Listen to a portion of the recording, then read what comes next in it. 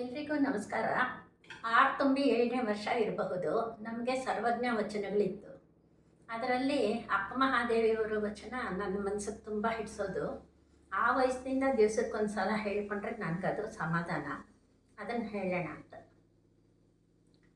ಉಳ್ಳವರು ಶಿವಾಲಯವ ಮಾಡುವರು, ಉಳ್ಳವರು ಶಿವಾಲಯವ ಮಾಡುವರು, ನಾನೇನ ಬಲ್ಲೆನಯ್ಯ ಬಡವನು ಉಳ್ಳವರು ಶಿವಾಲಯವ ಮಾಡುವರು.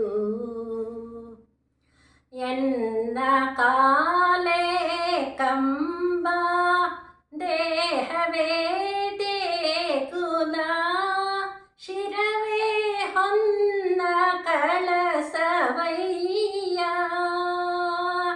ಎನ್ನ ಕಾಲೇ ಕಂಬ ದೇಹವೇ ದೇಗುಲ, ಶಿರವೇ ಹೊನ್ನ ಕಳಸವಯ್ಯ.